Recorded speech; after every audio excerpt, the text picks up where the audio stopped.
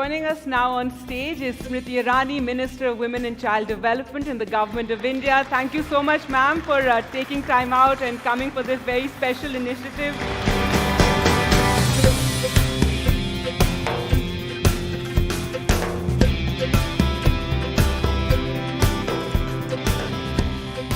And this is Jen, my co-anchor for this session. We wanted to start by asking you about what is it that the government is doing currently. We were talking about employment opportunities for those with disabilities, from education to corporates to providing that actual employment. But what is the government doing to help skill people?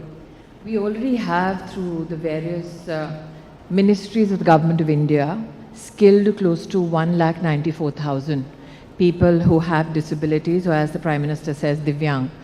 But I think that we need to dial back a little, Gargi.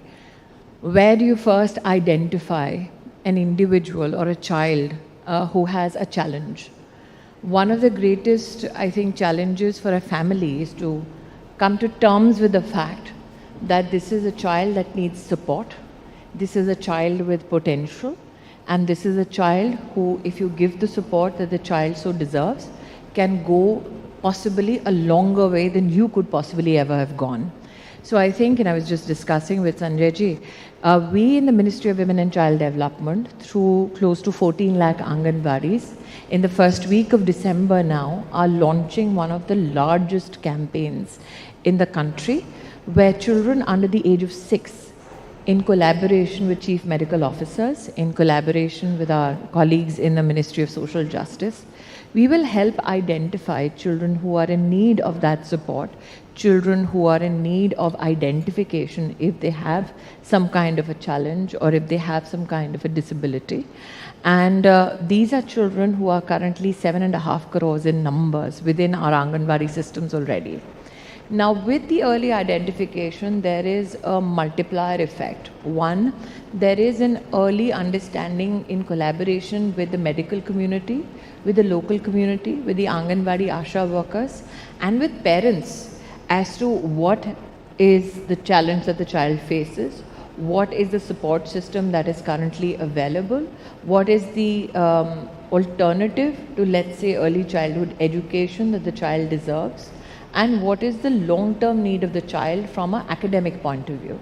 For instance, today, out of the 11 lakh plus government-aided schools across the country, or government schools, already in terms of accessibility, there has been infrastructure provided to close to 8,33,000 schools, which means we will also help identify the nearest school for a community where a child with disability needs that additional support or can help gain access.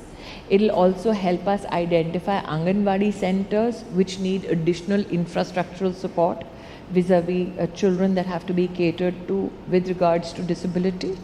And I think that much has been spoken today with regards to I think it's wonderful that you're going through the Anganwadis, because earlier we were talking about, we hear a lot in urban India, but in rural India, there's a lot of need, and as you said, to identify children, to encourage teachers and parents as well. I think with identification also comes this whole social output, that this is not a child who has to face challenges alone. This is a child where communities need to come together in support of such a family. And I think that is what will help resonate. That is my belief when we begin this particular collaboration across all states. We've already onboarded all state governments. We've already onboarded across 18 ministries, our colleagues and partners. And stakeholders like UNICEF are already in support of this venture of ours. Madam Minister, what I have seen, still there is immense amount of stigma related to disability. And in that part, to remove the stigma, what kind of awareness initiatives can be ideated or initiated from your department, ma'am? I think that the outreach with regards to Anganwadis and the systemic intervention to help identify disabilities amongst children is one such tool to ensure that the stigmatization around the issue can be reduced. I also believe that there is a need to tell the story of more and more individuals who have received credit support to grow their businesses. Today, close to 1,000 crores by the Government of India and the National Corporation has been given to people who wanted to start small businesses. Close to 1,43,000 individuals with disabilities, what, as I said, we call Divyang, they have not only taken that credit, but they have helped better their livelihoods, their small and medium enterprises, of which research now shows that 89% of those who took this credit for their businesses have now improved not only their monthly takeaway financially, but also substantially improved their own way of living. So I think the fact that you had an economic measure as to when you have access to, let's say, credit, what is the equivalent impact on the individual or the family's life? I think those stories need to be told even more, because you may have had the Paralympics and how they did so well in the medal tally. That has made national headlines, but the headlines also need to now tell stories about those individuals who've had disabilities but have done stupendously well financially. Absolutely, ma'am. When we talk about disability and people with disability, we get lots of questions about employment. Generation of employment in the grassroots area is a challenge. So what can be expected in the upcoming years of the vision that we have, our government has, of becoming the third largest economy in the world? So I think that one of the factors that can help enhance employability is the access to education and skill. So when I talk about the Anganwadi intervention, one needs to recognize that if you have this kind of an intervention early in life, you are psychologically preparing the individual child and the family unit to succeed.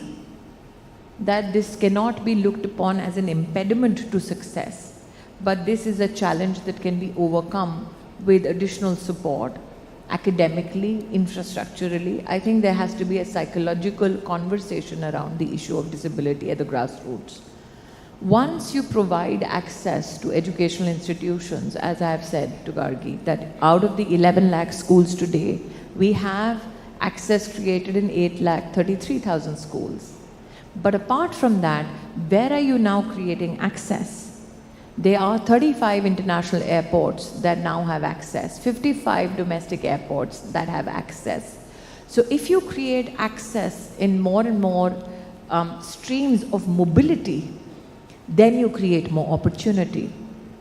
If in an age where AI is being leveraged or instrumentality becomes the fulcrum of manufacturing, how much of those who have a disability or those who are Divyang can be encouraged to work with machines and machine tools? And not only work with machine tools, there is an elaborate industry that can be leveraged with regards to production of machine tools within our country.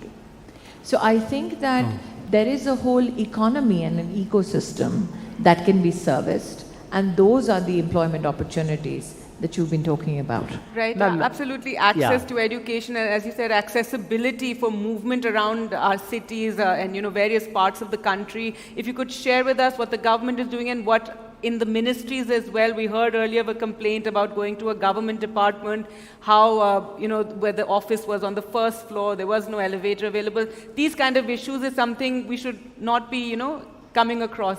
Today accessed over 1,011 government buildings in terms of accessibility. But do recognize that we are in a structure where the center and the state both collaborate on issues of accessibility. And one needs to also recognize that the issue around providing better infrastructure around disability was not a conversation on main stages such as this, let's say 12 years ago or 10 years ago.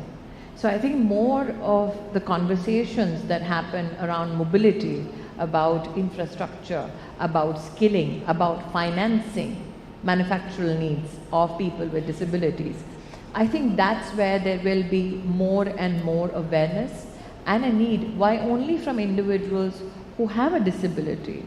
Why not by all citizens concerned? So why only look at access to, let's say, a government building?